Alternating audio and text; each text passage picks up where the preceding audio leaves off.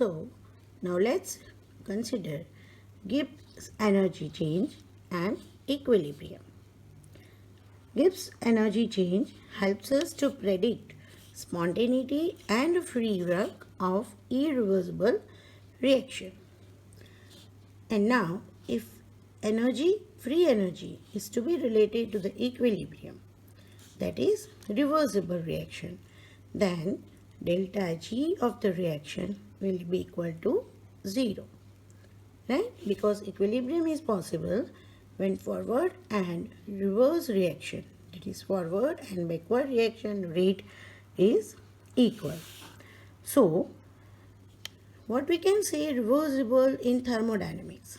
So, reversible in thermodynamics sense is a way of carrying out a process such that system is at all times in perfect equilibrium with its surrounding. If in a simplified way we want to say, then reversible reaction in thermodynamics takes place in very small steps and even many steps, and at each step the system is in thermodynamical equilibrium with surrounding. It means the change of the temperature in system and surroundings found to be same. We have to keep in this thing in mind that reversible, it means the system and surrounding temperature at each step remains the same in reversible reaction. So, in general, reversible reaction and equilibrium state can be understood by general chemical equation, that is A plus B. When the reactants react in the forward direction, they give the products C plus D, and at the same time the products are also readily reacting and giving back the reactants at the same rate, and that's the equilibrium, that is delta G of the reaction is 0. I just told that it exactly is not 0, but the rate of forward to forward reaction and backward reaction is similar, which is termed as equilibrium, and that's given the value as 0. Here this arrow shows reversible reaction. It means equilibrium state can take place as reactants reacts to give products at the same rate. Products are giving back reactants. So free energy change occurring in the forward and backward direction will be equal, and that is why delta GR is 0 at equilibrium. But as I told, really it's not like this. Because if delta G equals 0, then reaction will not proceed. Right? But it is apparent and reversible process. I told apparent, that means which is not observed and really take place. So we can't observe, or we as an observer will feel that there is no any change in the system and surrounding, but actually at each small step the forward and the reverse reaction is changing in an equal manner.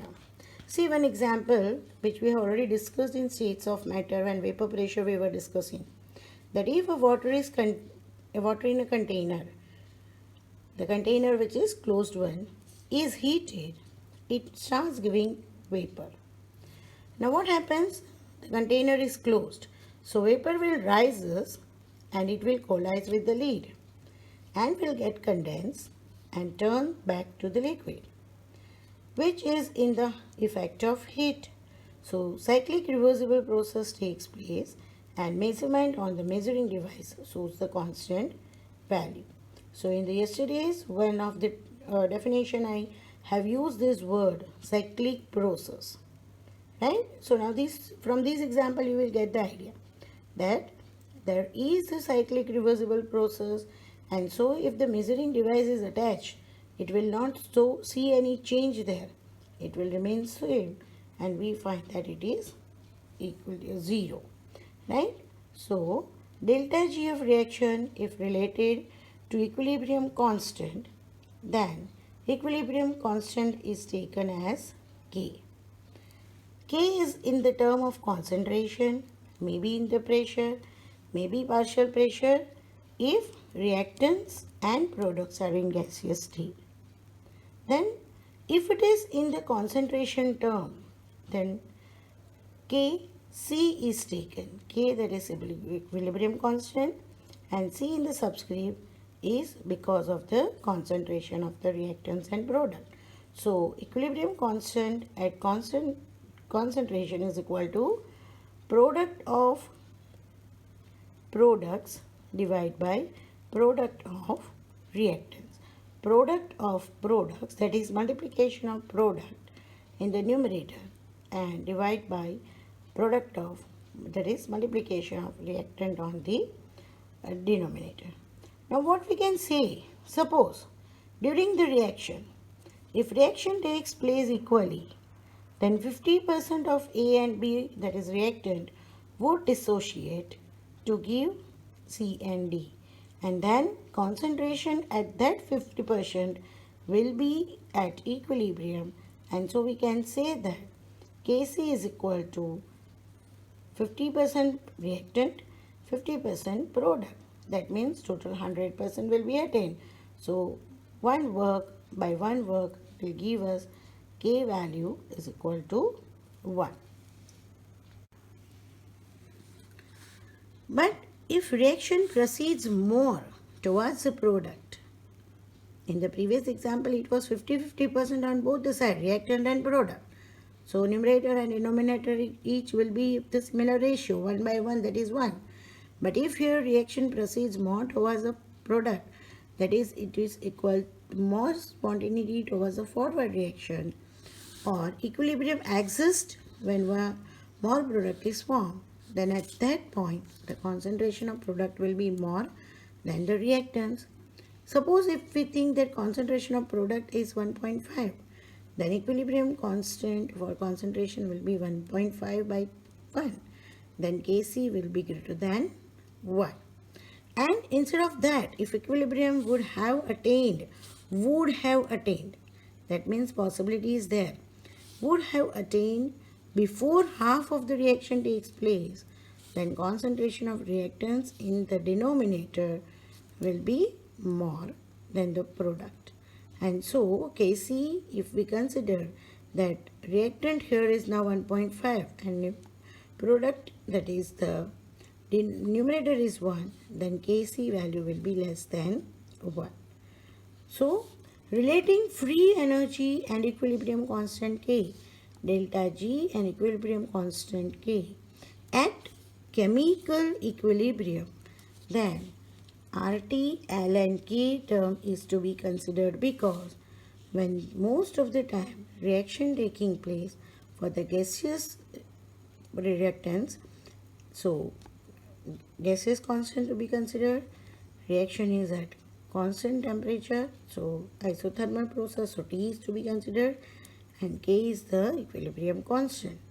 Ln stand for the natural logarithm. Now, if natural logarithm is to be considered, the existence of natural logarithm is not there. Instead of that, logarithm table is there. So, natural logarithm is converted to the logarithm value by multiplying with minus 2.303 into log. So, at equilibrium, we know that delta GR is equal to 0. So, here also delta G, R and K is to be considered equilibrium. So, 0 is equal to delta G, R, that is change in Gibbs free energy for the reaction, plus summation of R, T, L and K. Now, if suppose we will take delta G, R on the left hand side, then it will be minus delta G, R is equal to R, T, L and K. And if this negative is taken, then this positive will be negative. Here I am asking here this. If delta G is taken on this side, then this is positive. It will become negative GR, and that is equal to positive RT ln K.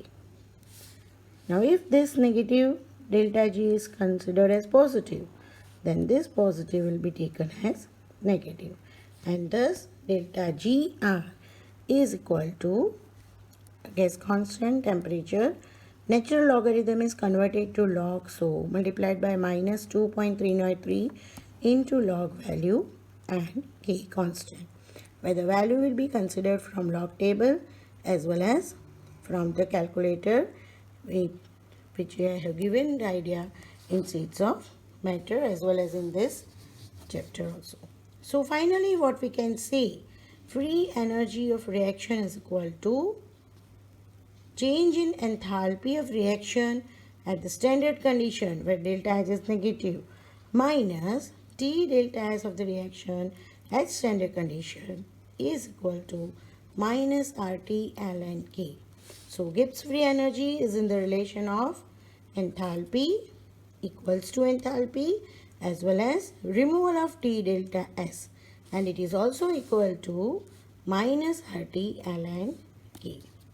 So, for highly or we can say strongly endothermic reaction, this is about exothermic. But now if strongly endothermic reaction is considered, then delta HR standard condition is large, that is positive, and K will be very small than 1. Then the reaction is unlikely to form much product. And in exothermic process, delta HR is large, negative, so K will be larger than 1. And if expectation is largely for exothermic reaction to have large K, the reaction can go to near completion and the product will be the highest yield.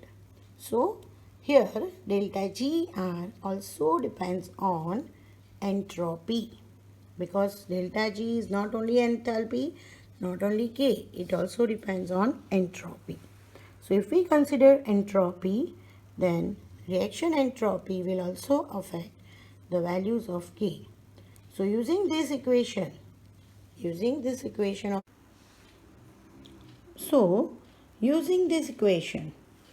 of delta G,